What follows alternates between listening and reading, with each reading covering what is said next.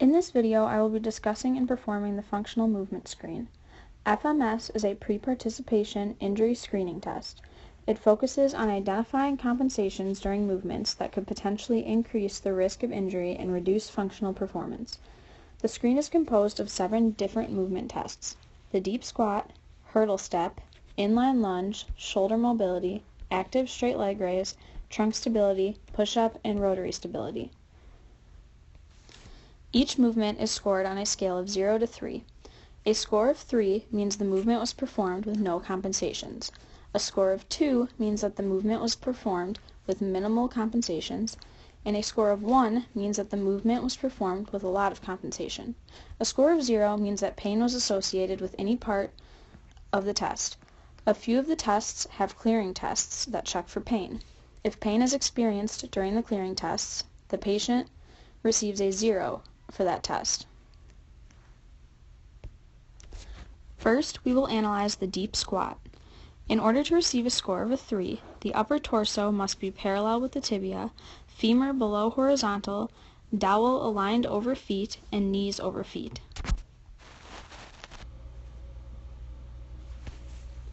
From the anterior view, there are little to no compensations seen.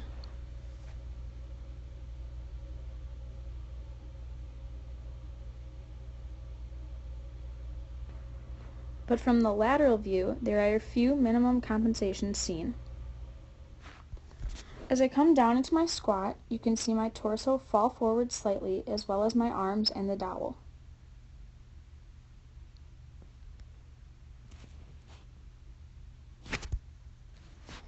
The red line represents the forward lean of my arms, while the blue line represents the forward lean of my torso. As you can see, my torso is not completely parallel to my tibia. Due to these compensations, I cannot receive a 3 and must do a slight modification to try and score a 2. To score a 2, the same criteria must be met, except in this case, the heels are elevated off the ground and onto the test kit.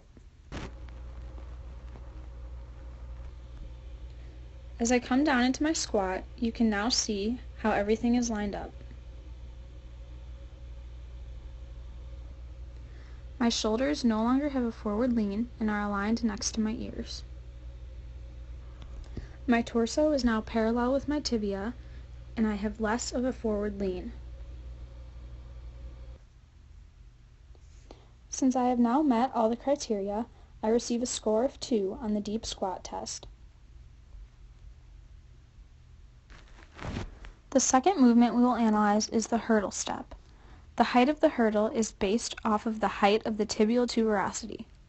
In this case, my tibial tuberosity had a height of 15 inches on the ruler, so the hurdle was set up at 15. The test should be completed bilaterally, and the score is based off of the moving leg. In order to receive a score of 3, the hips, knees, and ankles must remain aligned in the sagittal plane. There should be little to no movement in the lumbar spine, and the dowel must remain parallel to the hurdle.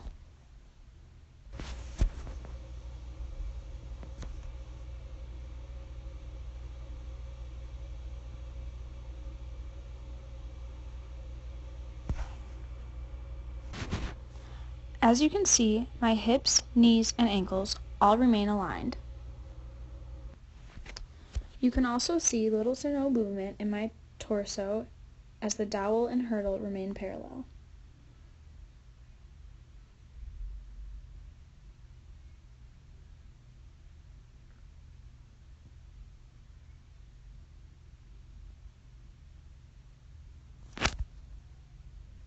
Now let's look at that all together.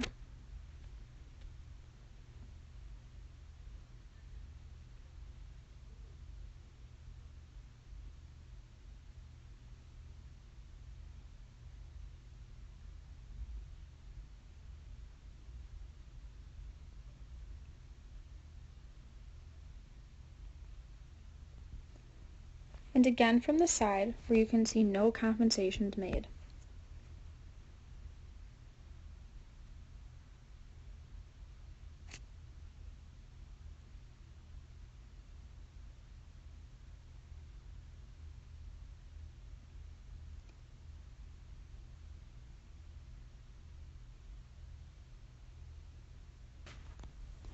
As you can see, I meet all of the criteria and would receive a 3 on my right leg. Now when moving over to my left leg, the same criteria must be met. As you can see, my hip, knee, and ankle remain aligned, and the dowel and the hurdle remain parallel. There is also minimal movement in my torso throughout the entire movement.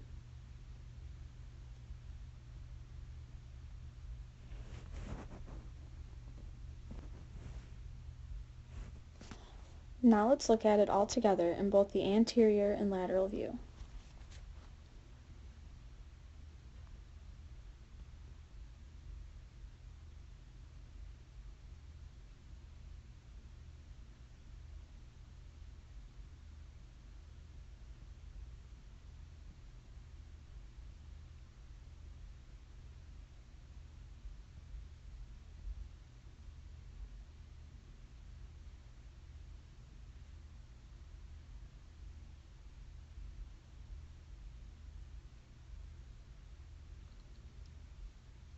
As you can see, minimal to no compensations are made throughout the entire movement.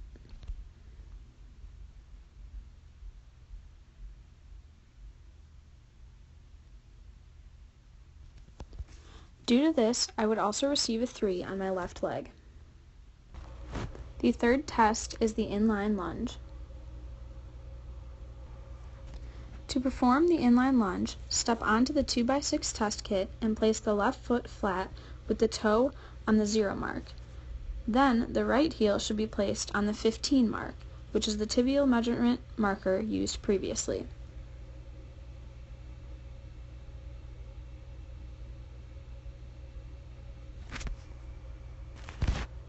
This should be performed bilaterally and the moving leg should be scored.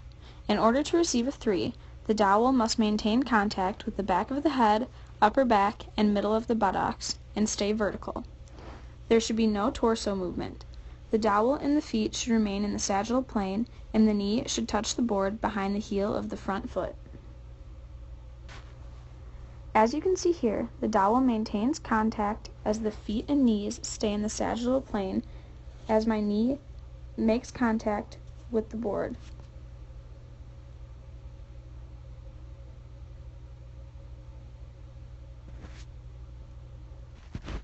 But unfortunately, my torso leans forward slightly, causing the dowel to fall forward, failing to remain vertical.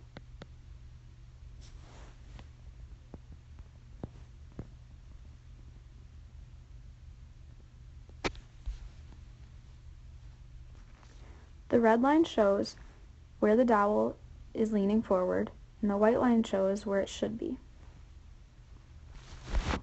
Due to these compensations, I would not receive a 3, but instead I would receive a score of 2 on my left leg. Now the same criteria must be met for the right leg.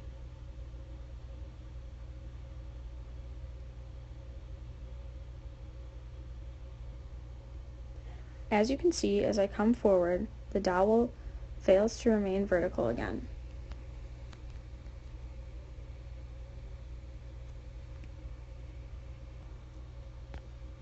So just like the other leg, these compensations would score me a 2 on my right leg.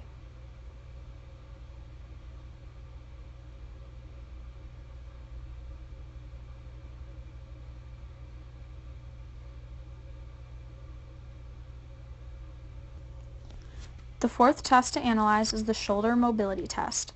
To perform the shoulder mobility test, you must first measure the length of each hand.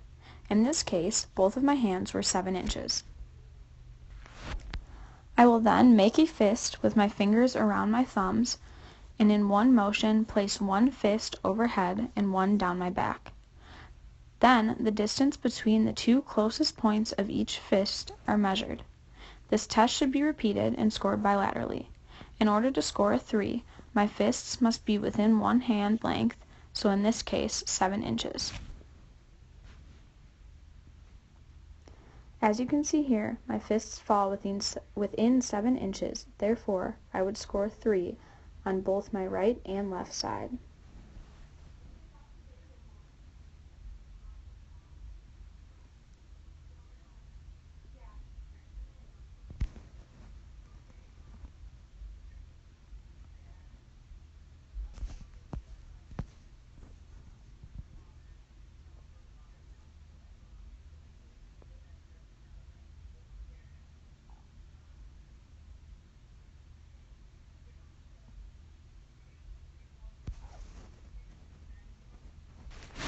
To go along with the shoulder mobility test, there is a clearing test.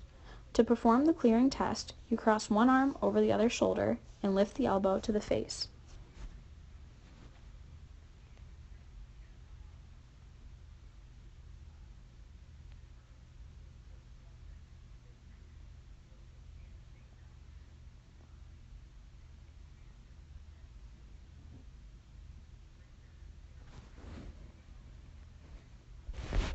If there is pain associated with this, I would automatically receive a score of 0.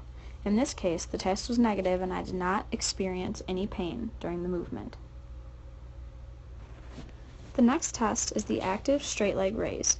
In order to receive a score of 3, the vertical line of the malleolus must be between mid-thigh, indicated by the dowel, and the ASIS, and the non-moving limb must remain neutral. The green line represents where the leg would need to fall in order to receive a score of a 3.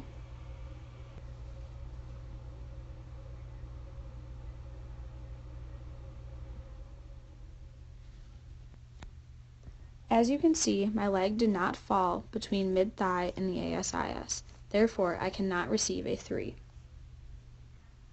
In order to receive a 2, the vertical line of the malleolus must be between mid-thigh and joint line, with the non-moving leg neutral.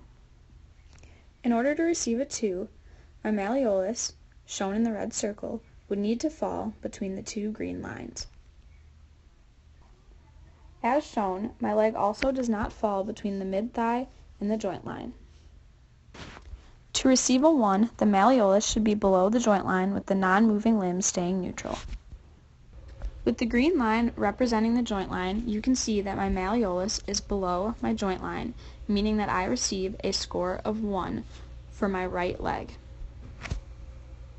This test should also be done bilaterally. Moving over to my left leg, the same rules apply.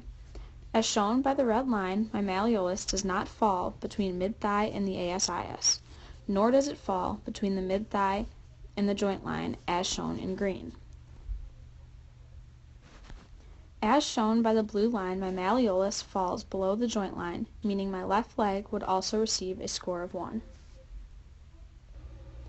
In order to even get my leg past mid-thigh, I would have to compensate by bending my knee, which is not allowed in this test.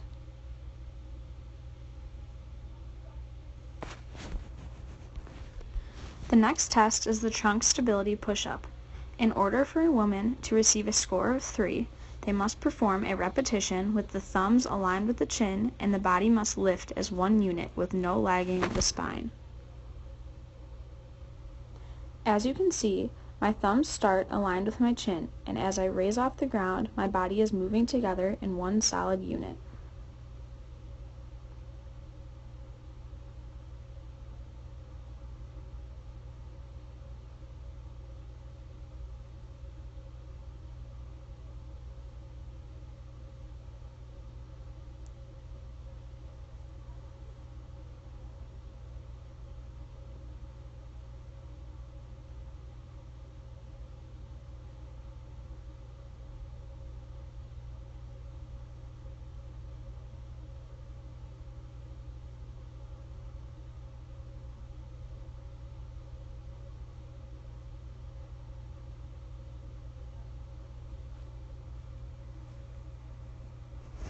Due to this fluid movement and no compensations noted, I would receive a score of a 3.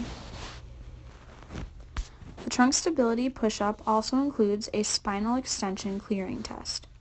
To perform this clearing test, I will lay prone and press up.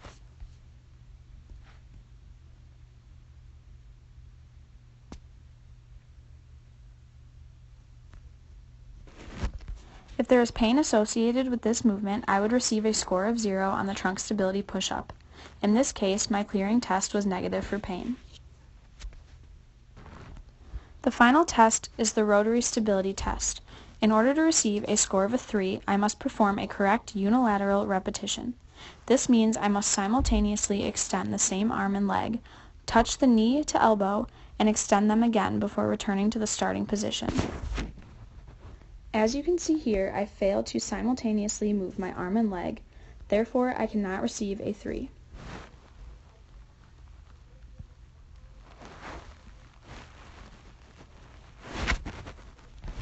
In order to receive a 2, I must perform a correct diagonal repetition.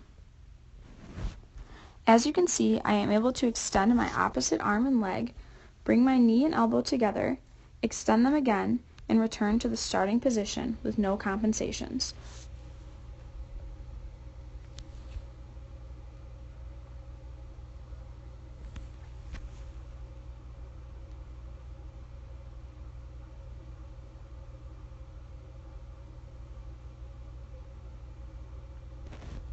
Since I am able to perform a diagonal repetition, I would receive a score of 2 on my right side. The test should also be performed bilaterally. Just like on my right side, I fail to simultaneously